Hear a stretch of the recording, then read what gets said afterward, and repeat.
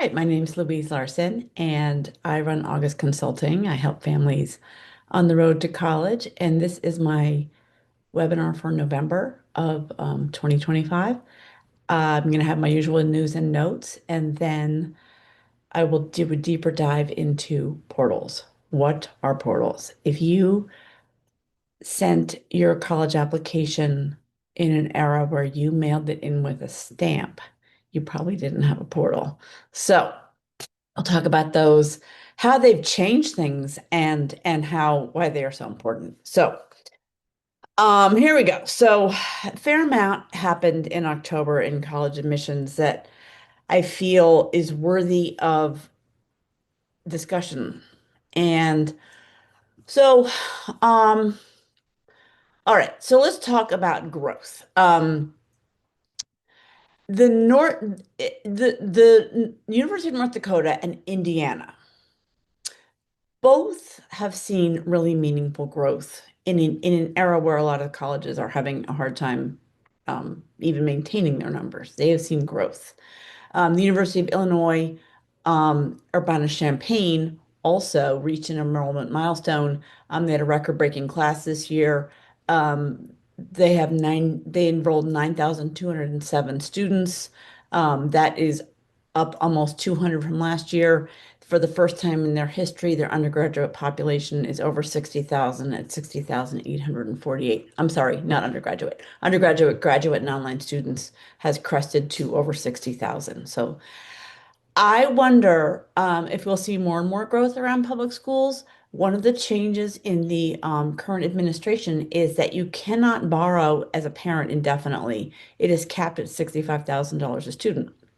So all of a sudden, if you can only borrow $65,000 for your student and your student can borrow, it is um, it is 11,000, 26,000. All of a sudden, families might have a little bit more of a cap on this. They're like, wait a minute, I need to be somewhere more affordable. And that will often be your own public schools. So I think we might see more growth around public schools in their increases. I attended a panel at Rutgers University with several deans of admission, and it was very, very interesting. I will give you just a few specific pieces of information that I thought were interesting. Villanova University, very, very popular school, very selective, has purchased the campuses of Rosemont and Cabrini colleges. Those schools closed, unfortunately. Their unfortunate demise was a bonus for Villanova. They purchased those campuses. They're adding 250 freshmen this year. So they're going to continue to add freshmen to increase their overall undergraduate population by 1,000. So that's great news. Um, Princeton is, oh, Princeton, yes, Princeton is adding their eighth residential college, which will allow them to add 500 undergraduates. And that's great news too. They are no longer going to be test optional. They are going to go back to requiring tests. So the last Ivy League school that is test optional right now is Columbia. Rutgers was there. Now, Rutgers went on the Common App a couple of years ago, and since then they went from 42,000 applications to 78,000 applications. And this year they are up 10% so far. Now, maybe they're not going to be up 10% overall, but for right now, they're up 10%. Their freshman class is also decreasing. They went from 8,200 to 8,100 to 8,000. So their goal is to reduce the class of their freshmen, the size of their freshman class a bit among this increase of applications. Now, I'm in New Jersey, and a lot of kids say, "Oh, Rutgers," and I'm like, you know what? Don't say, "Oh, Rutgers" anymore. It's not just a gimme that you can go there. So, Rutgers is really experiencing a boom. The other thing that was interesting, these deans of admission talked about how, in the wake of the Supreme Court in the affirmative action case, they are working in lockstep with their university council to make sure that they are adhering to the law and they did not know, there's a lot of pressure on them. They were saying that this is something that's just a whole new piece of making sure that everything they do is within the letter of the law. The other thing I will tell you is that there's been a lot of like chit chat that the M dash, that the grammatical punctuation M dash is it signals that the piece was written by AI. And somebody asked these deans of admission outright, does the M dash trigger make you think that the essay was written with AI? And everyone was like, what?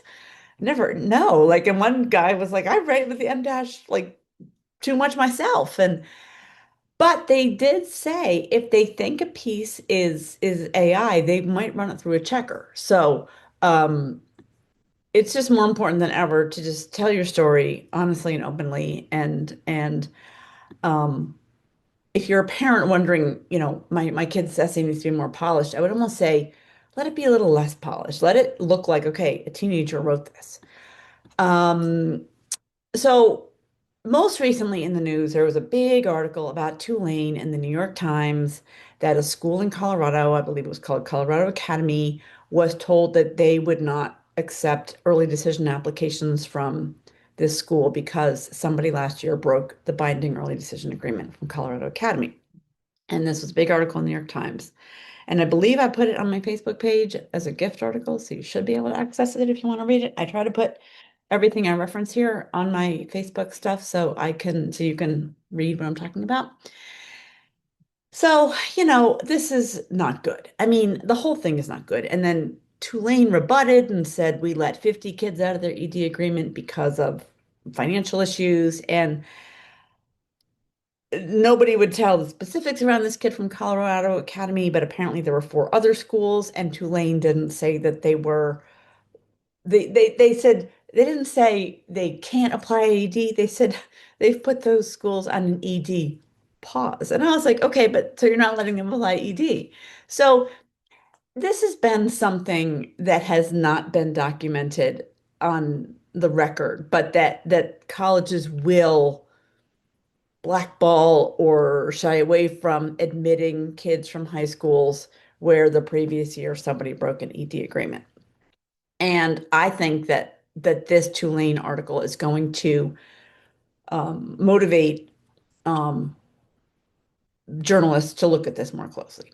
So, what is the issue? I mean, Tulane, no one has played the early decision game harder than Tulane. They are in there with another a whole tier of schools that are using early decision to create a sense of deep exclusivity. And I will show you what I'm talking about. I am going to attempt to share my screen, which if you watch me with any regularity, sometimes works, sometimes it doesn't. So here we go. So, all right.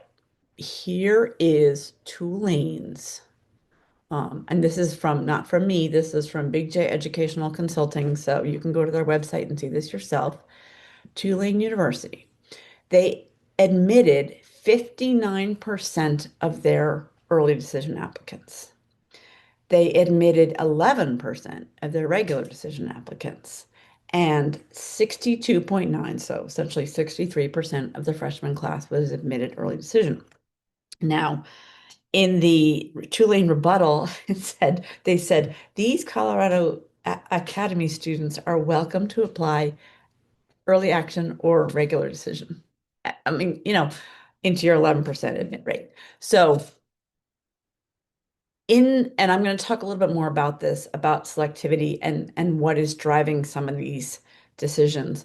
But, you know, this is not a great situation for the school, for the high school, for the incoming senior class. And I don't know why this kid broke their ED agreement. I don't know. And the other problem is in a smaller independent school community, everybody knows everything about everybody, more or less. So this kid from Colorado Academy is like now just on the hot seat. And I haven't seen any information on the other four schools that are on a pause from Tulane.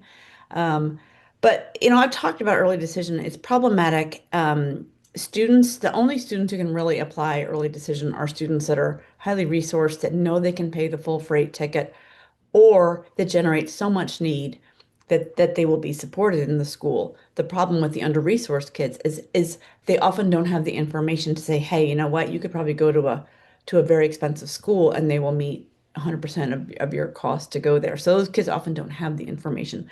So we'll see. I think that there's going to be more information coming out about this. And so that leads me to um,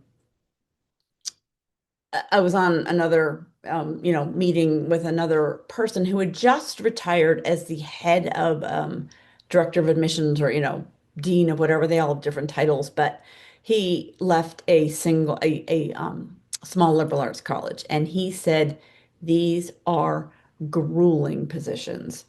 They're grueling positions because you got to be in lockstep with your general counsel, making sure you're not saying anything or doing anything that's gonna, you know, just hit a tripwire that suddenly you have, Department of Justice breathing down your neck. Um, One of the things that happened is in the post-COVID test optional world, yield became very difficult to predict for schools. Because suddenly when things were test optional, um, people could say, well, you know what? I have really good grades. I only have an 1100, but I'm going to apply to Michigan. I'm applying to MIT. Kids started to apply to more and more schools and became very difficult for all colleges to predict who would accept their offer. And that's called yield. How you yield your class is a big term in enrollment management. And yield drives everything. Yield is why so many public schools like Michigan, UVM, UConn, University of Rhode Island, they're adding binding early decision plans to help their yield. So I'm going to attempt to share my screen again. And I have on here, if I get it projected, I have a slide from Jeff Salingo, who has his new book out, Dream Schools, which I talked about last month. I will just give him a plug right here. This is Dream Schools. It's great. Um, if you're in this world right now, I would recommend it. In fact, I am going to see Jeff Slingo on December 1st in New York City. So, okay, so here's what we're looking at. We are looking at yield, yield rates at different types of colleges. So 20 years ago, 25 years ago, everybody was, around 40%. Ultra selective schools, less selective schools, however you want to categorize them. Everybody was around here. And along the way, maybe around 2010, the elite schools started to get more, have a higher yield, and everybody else started to drop. And in the test optional era, and that really came to be in COVID, where schools that were never test optional decided they had no choice. And you can see yield has dropped so precipitously at every type of school except the most elite schools that a school like Tulane is manipulating their selectivity by taking, a giant portion of their class early decision. So when yield is harder and harder to predict, and kids are just applying to more and more schools, the whole thing has become so scattered and it is harder to predict. I mean, it's harder for me to predict and know. So then what happens? Kids apply to more schools and yield becomes still more unpredictable. So this is the challenge. And let me get back to what I was talking. Okay. So, um, it is why schools like Tulane are leaning into early decision. It is why um, college admissions people are just so overworked, and it is the thing I would tell you is that selectivity at so many schools has dropped, but the schools are still the same places. I mean, I'm sorry, selectivity has dropped in the sense that they have to let more kids in. So they seem, less selective, but they're really the same places. They're not any different. They just can't predict who's going to come, so they've got to admit more kids. So I would not look at selectivity. I've never looked at selectivity as a proxy for excellence, but I would look at it even less as a proxy for excellence. Um, so the other thing, okay, so Phil Levine, I'm a big Philippine fan. I talked in the sometime over this past webinar or two. I talked about this book. He is a Wellesley economics professor, and when he came to the college admissions world with his children about 10 years ago, he was like, "What the what? I can't figure this out. I have a PhD in economics. I can't figure out how any of this is working for cost." And he worked at well, he's still at Wellesley, and he put together this thing, just a little like laptop at Wellesley where families could come in and see, just run, put their basic information in and kind of get a sense. And he said families would come in with their shoulders in their ears, so stressed about paying for Wellesley, and they'd walk out and go, "Oh my God, this might work." And he said the emotional shift was so powerful. And most families are concerned about paying for college. It's not easy to pay for college. So he put together something called My Intuition, and he has worked on something even simpler. My Intuition will help you figure out, what college might cost you. But he's put together an even simpler cost estimator at 22 selected private colleges. Um, this tool, it uses just one data point, household income, and at these 22 colleges, it will give you a sense of exactly what you might pay without pulling out your tax return or, trying to pull up abstract numbers from different sources. So um, I'm a Phil Levine fan, and that article I think I did also put on my Facebook page because it was in the New York Times. One of the things that I heard somebody talking about, if you have a athlete and they're in the recruiting world, um, it is not an easy road. College admissions is not an easy road. Figuring out what works for you is not easy in terms of academics and campus vibe and all that kind of stuff. Layering on athletics makes it more complicated. Every town has that kid that jetted off to some school on some sports recruiting thing, and it looks so easy and great. It really isn't. There's a lot of kids that get churned up in the wake and they don't get a spot somewhere. It's not easy.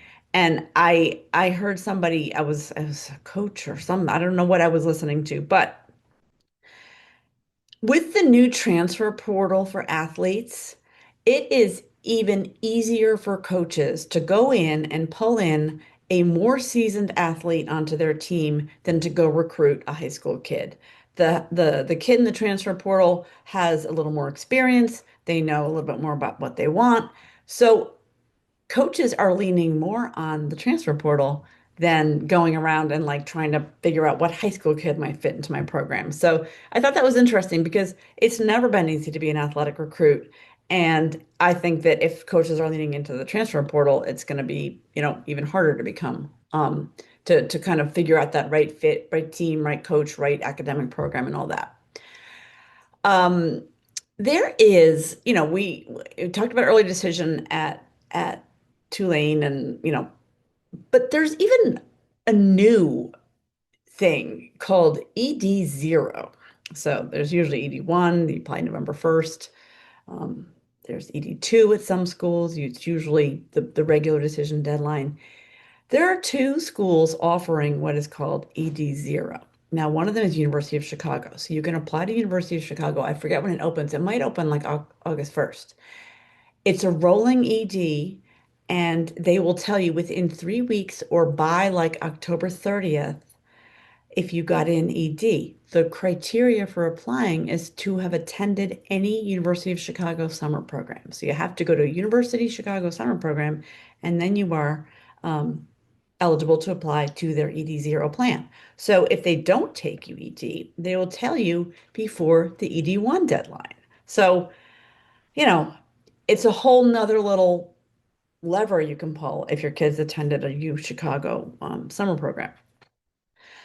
Wake Forest also offers an early round of early decision, which they will give you an answer again before the November 1 deadline. So if you get into Wake Forest, great. And if you don't, you can still go down the early decision one and potentially early decision two road. And then Bennington College in Vermont has offered late decision. So they will accept an application later after all the decisions have come out. They call it a late decision. If you're just not sure and you want to throw Bennington an application, they will take it. So, we have so many different application plans, and now we have ED0 and late decision. So Um, I had a something up on my website about like what do all these acronyms mean, and I have to go back and redo it because there's still more. Um, let's see. You see more and more schools, nobody's done it more than Northeastern expanding on satellite campuses in different countries. I was in Washington, D.C., and there were campuses for University of Southern California, Syracuse, Utah. Those were three that I just saw. I think there's more. So satellite campuses, we hear about more and more. Vanderbilt's doing it. Um, University of New Haven is opening a campus in Riyadh, Saudi Arabia. Apparently they've been involved in Saudi Arabia for 25 years and they have this big rollout like we are opening our campus in Saudi Arabia. So I went to their website and in tiny letters it says this campus is pending necessary final regulatory approvals. And I was like, oh, okay, so maybe you are, maybe you're not. But we see more and more schools with campuses elsewhere for their students to attend. Um, St. Michael's College in Vermont is a small liberal arts college. I really like it a lot because some kids really like the idea of being up in northern Vermont. They love Burlington, but maybe UVM's just a little too big, a little too much, more than they want to take on. And St. Mike's is a smaller school just outside of Burlington in the town of Winooski.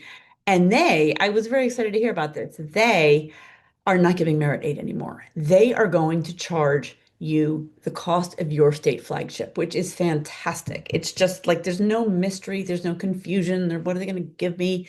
If you get in, you can come there for the cost of your flagship.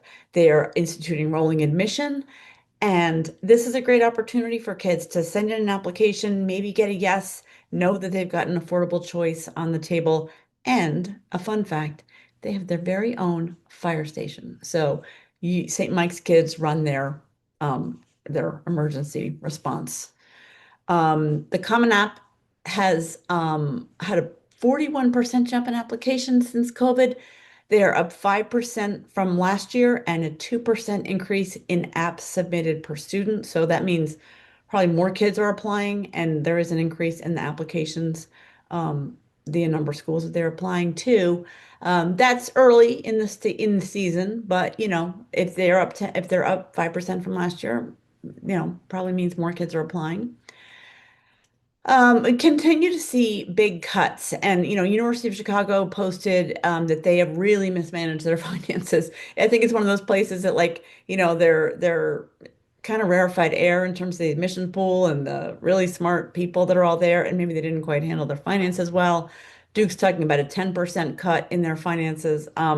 We continue to see cuts across the board, and when we see them at the most exclusive schools like Duke and University of Chicago, you can be sure they're happening elsewhere.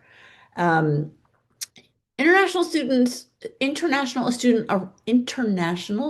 arrivals dropped 19% in August, which was not a huge surprise that there was a drop. There was questions about those students being able to get their visas. But the other question that we don't know is how many of those international students maybe opted to stay in the US over the summer to not have to deal with visa issues. I don't know. Um, Stanford, so we're going to switch gears and talk about California legacy. California said that nobody could get state aid in their state if they t considered legacy in their admissions. And Stanford said, thanks, California. You can keep the state aid. We're keeping our legacy admissions because somebody did some sort of tabulation and said, we'll get more donations than we will with the state aid. So we are going to stick with legacy admissions. And of course, University of Southern California did the same thing. They were like, well, Stanford's taking legacy. We'll take legacy too. They think that the legacy admissions will yield more money than this California state aid. So for what that's worth. In the testing industry, more and more schools are coming back to testing, requiring testing. Um, and, it's just important to realize that the testing is driven by revenue and marketing, not any sort of pedagogy around intellect.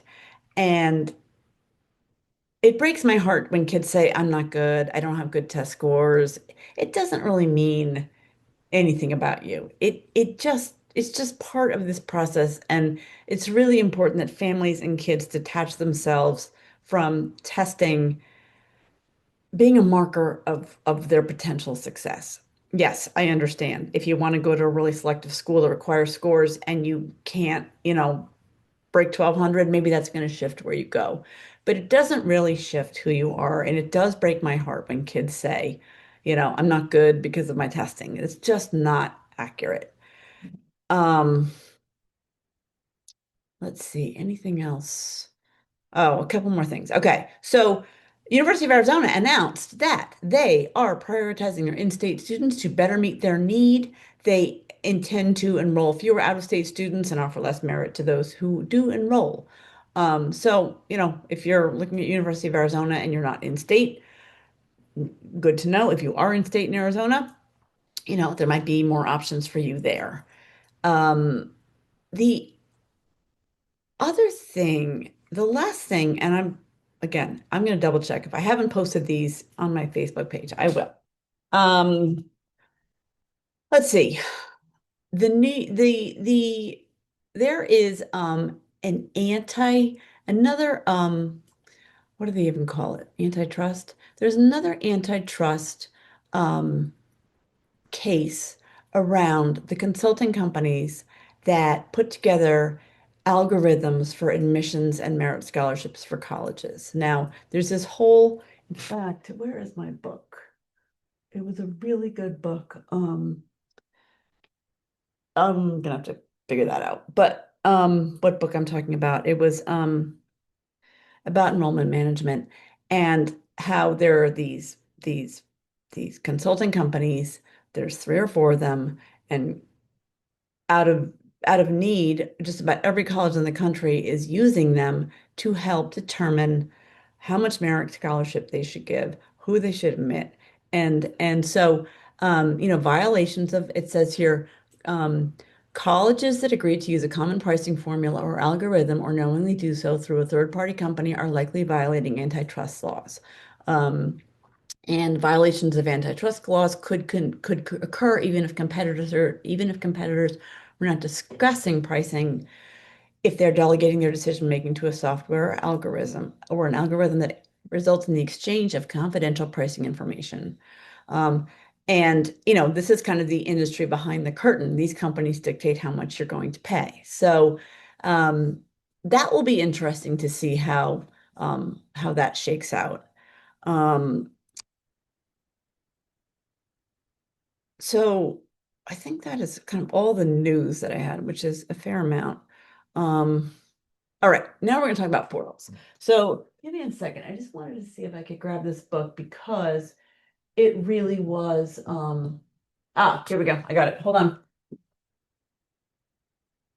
This Lifting the Veil on Enrollment Management. This is by Stephen J. Bird, How a Powerful Industry is Limiting Social Mobility in American Higher Education. So, this is talks about that if you want to know more about it. All right, so portals. It is October 30th. I will probably put this up November 1st. That's my plan. And this is a big time in college admissions because this is when kids really start to run into deadlines. There's been some October 15th deadlines. But really, if you're trying to apply early decision, early action, November 1st, November 15th, if you know a senior, they are in the thick of it.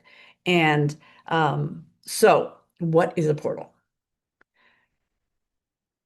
You submit the application electronically, and within usually 24 hours, the school will email you a link saying, Welcome to your portal. And you will open that portal and you will see, typically who your admissions representative is and a list of things that need to be submitted and if they have been submitted. And so that is what an admissions portal is. What has happened, and I really don't like this, is, these kids work so hard and it's so much work to get an application out the door. I mean, if a family is going to sit down and submit 8 to 10 applications, you better count on at least an hour to sit down, put the credit card in, and click and push and double check. And It is so much work to get an application out the door. And when the application goes out the door, when I mailed my applications and put them in the mail and pushed them into the envelope, into the box, that was it. I didn't have to do anything. It was out of my hands. And these application portals are sort of continuing the process. And here's how it it could happen. Here's what you need to know. Um, they're all on application management platforms that you might see, like your schools, a lot of them are on the same one, like they look the same. They're critical to manage and engage. And I had a kid send in a bunch of applications at the beginning of October, and like the next day, they emailed me like, okay, one school emailed, what kind of research are you interested in? One school emailed, is there any other information you want to share with us? And this kid was like, what am I supposed to do? And, in this, and I talked a lot in the news and notes about schools trying to gauge a student's interest level, their likelihood to yield. This is a way for them to do it. They can engage with a student in the portal. And if you go radio silent in the portal, you're kind of signaling not that interested. If you were had a romantic interest and you kept kind of texting them and they didn't answer, maybe they're not interested. So I said to this kid, you gotta probably respond in some way. They are like having a conversation with you, and if you don't converse with them, they're gonna think not so interested. And in this world of where they're getting so many applications because of the Common App, because of yield management pressure. They want to accept kids that want to come there, and this is a way for them to test it. If they accept the kids that will come, their yield can go up, their admission rate can go down, and every board of trustees is looking to see their selectivity level. So here is what you need to know about the portal in quite specific detail. Number one, is the file complete? Are your scores there if they need to be there? Are your recommendations there? Are your transcripts there? It is incumbent upon the applicant to manage and confirm this. If you do not hear from a school with an answer in the spring and you call them and say, where's my answer? I applied, and they say, oh, your file was incomplete, it's too late. So the number one thing you want to make sure is that the file is complete.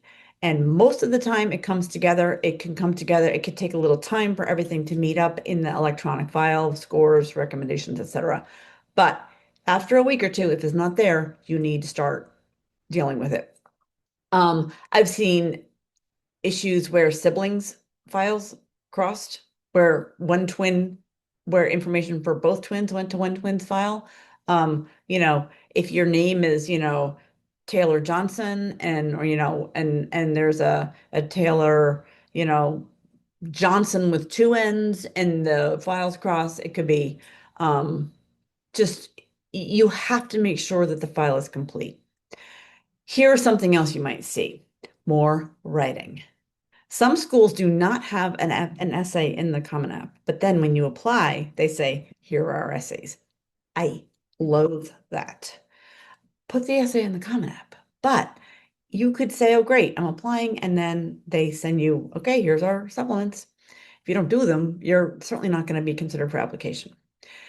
They could, like this student that got the emails in October, right after they applied, ask you about your interests and how you imagine, pursuing them on their campus. They could ask you, hey, we have some scholarships we think you might be, qualified for. Are you interested? And that can assure you that will probably be more writing. But you need to answer them, and say, yes, I would like to be considered, or no, or I don't know. I mean, whatever your answer is, but you got to answer them. They might reach out to you about alumni interviews or perhaps an admissions interview. Um, Scholarships might also have some interview process too.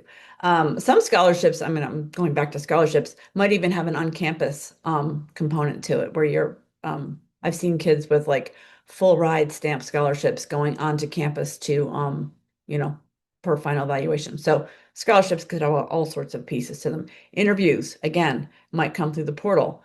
You want to be engaging. Honors programs. Hey, we think you might be a great candidate for our honors program. Are you interested in being considered for our honors program? Again, that will probably be more writing, more engagement. But if you don't answer any of this, it's just like kind of like nobody's on the other end of the call. Emailing you. The schools that you apply to, when they email you, you need to open up those emails and engage. And it might be like, hey, we see you applied to our business program. Here's more information about how our business program works and things you might want to know about. You need to open those emails and click on those links. Um, so in this world of yield stress for college admissions professionals, this is another way for them to gauge your interest. Are you responding? And if not, maybe they defer you, maybe they waitlist you, see what you say, but it's a bit of a dance. And what I don't like about it is that, kids work so hard to get this stuff done. And then, it just sort of continues like, oh, there's more. So once your file is marked complete, once they say we have everything, I would check your portals once a week to make sure if there's anything going on in there that they're reaching out to you to get more information. Um, I am going to put up on my blog, I'm going to redo this, put up again this Kelly Corrigan piece. She wrote this great piece years ago, and it's about how why college applications are the stuff of greatness. And it talks about just, how it's hard to make decisions, needing a lot of money is stressful, self-reflection is challenging, project management is hard, um, anxiety about getting in is real. But at the end, she says, um, tell every high school senior you know, making decisions, weighing fiscal demands, understanding yourself, managing 100 to-dos, overcoming your worst fears. This is the stuff of greatness. So please, we need to make a bumper sticker that says, my kid applied to college. And this was before the era, and I'll just say this, of glimpse videos, which is another thing that kids should be doing once they get their applications out. So, that is all I have for this month. I feels like it was a lot. I don't even know how long I've been talking. If you have any questions, feel free to reach out, and I'll be back in for December. And in December, I had a mother reach out to me and talk. She asked me a question about something, and I'm going to be talking about how to manage the decisions that are coming, how to, as a parent, walk through this process as maybe you get the answer you want, maybe you get the answer you don't want. So moving through this as a parent, the next stage of the application cycle, which is receiving decisions. So happy Halloween, and I'll be back in next month.